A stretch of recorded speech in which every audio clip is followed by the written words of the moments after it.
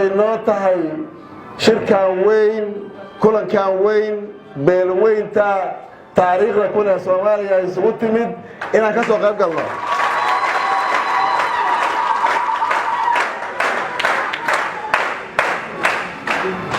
shirkan bogaadinayna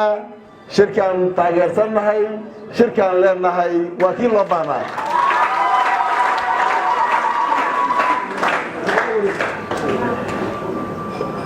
waa la haydeen waa ku haboonaydeen waa dhigi jirteen fadhigaan oo kale waa la sugayay waana kii saxda ahaa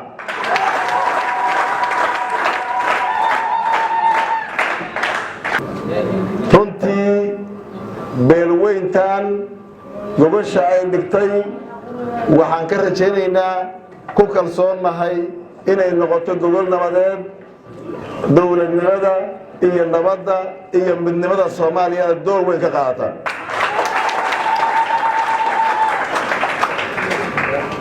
waxaan leeyahay shirku ha guulaysto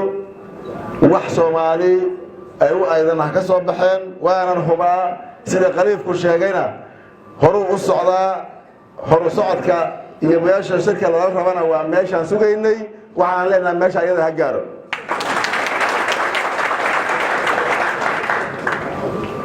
intaas kadib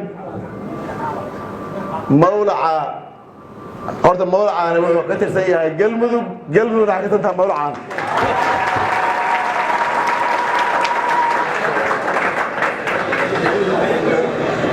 marka halkii talada galmudug ugu habooneed waa joogtaaye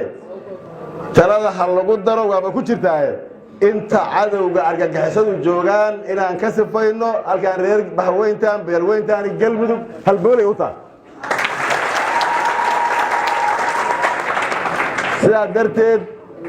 argagixiso inay dadkayga iyo dalkayga dullaystaan dib dambe uma aqbalayno go'aamaday ka mid noqoto waaba ka mide inaan intaa yarna aan dhammaystirno shirkuna ha guulaysto